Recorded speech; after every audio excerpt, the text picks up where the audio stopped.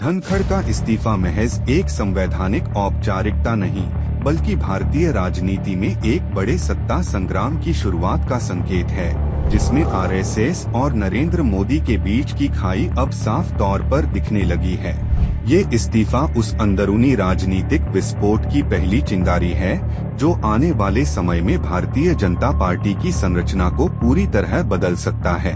एक ओर जहां मोदी अपनी सत्ता को केंद्रीकृत कर पार्टी को पूरी तरह नियंत्रित करने की कोशिश कर रहे हैं, वहीं दूसरी ओर संघ को यह एहसास हो गया है कि पार्टी धीरे धीरे उस वैचारिक और नैतिक रास्ते से भटक चुकी है, जिस पर उसे खड़ा किया गया था। धनखड़ जैसे वफादार चेहरे का अचानक हटना कोई साधारण घटना नहीं, बल्कि संघ की ओर से एक सख्त और रणनीतिक संदेश है कि अब बीजेपी को व्यक्ति केंद्रित पार्टी नहीं रहने दिया जाएगा।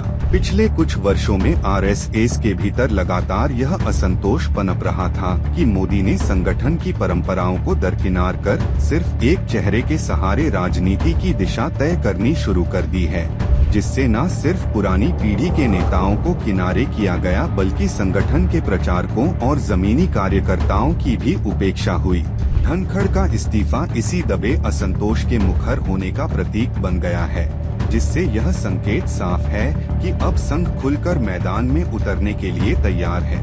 नागपुर में हुई हालिया गोपनीय बैठक में मोहन भागवत ने यह स्पष्ट कर दिया कि संगठन व्यक्ति से बड़ा होता है और अगर पार्टी को पुनर्जीवित करना है तो नेतृत्व पर पुनर्विचार जरूरी है। यही कारण है कि आने वाले दिनों में बीजेपी के शीर्ष नेतृत्व में बड़े बदलाव देखने को मिल सकते हैं। इस बात की पुष्टि कुछ वरिष्ठ प्रचारकों और विचारकों के हालिया बयानों से भी होती है, जिन्होंने व्यक्तिवाद के खिलाफ सार्वजनिक रूप से सवाल खड़े किए हैं। उधर मोदी खेमा भी यह समझ चुका है कि यह टकराव अब केवल वैचारिक नहीं, बल्कि अस्तित्व की लड़ाई बन चुकी है और इसलिए प्रधानमंत्री कार्यालय लगातार संघ के संपर्क में रहने की कोशिश कर रहा है। लेकिन नागपुर से आई चुप्पी संकेत दे रही है कि संघ अब पीछे हटने के मूड में नहीं है।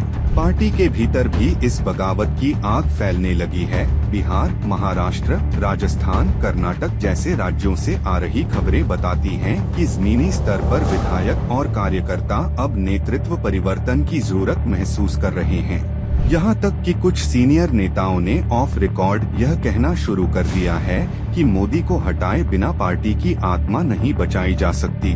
इस बीच संघ के करीबियों ने धीरे धीरे अपनी रणनीति को आगे बढ़ाना शुरू कर दिया है। नए संगठन मंत्रियों की नियुक्ति, कार्यकर्ताओं के बीच संवाद और सोशल मीडिया पर वैचारिक पुनर्जागरण का अभियान इसकी झलक देते हैं। कई लोगों का मानना है कि यदि यह टकराव और बढ़ा तो 2026 के विधानसभाओं और 2029 के लोकसभा चुनाव से पहले बीजेपी में बड़ा नेतृत्व परिवर्तन हो सकता है, जिसमें मोदी के स्थान पर योगी आदित्यनाथ, देवेंद्र फडणवीस या कोई नया चेहरा सामने लाया जा सकता है।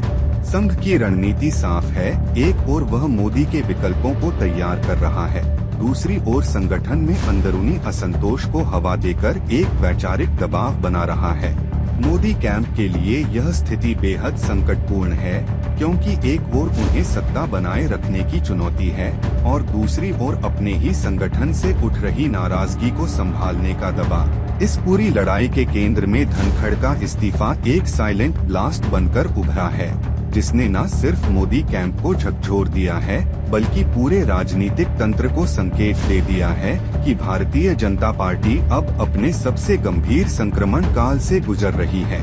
सवाल अब यह नहीं कि अगला उपराष्ट्रपति कौन होगा, असली सवाल यह है कि क्या बीजेपी अब भी नरेंद्र मोदी की पार्टी रहेगी या संघ उसे दोबारा वैचारिक रूप से पुनर्निर्मित करेगा। क्या प्रधानमंत्री को हटाए बिना पार्टी बचेगी? क्या संघ मोदी को टक्कर देने के लिए पूरी ताकत लगाएगा? और क्या ये लड़ाई बीजेपी को भी कांग्रेस की तरह दो फाड़ कर देगी? ये सारे सवाल आज अचानक उठने लगे हैं और इसका जवाब आने वाले कुछ महीनों में तय होगा, जब बीजेपी की अंदरूनी सियासत अपने सबसे निर्णायक मोड़ पर पहुंचेगी।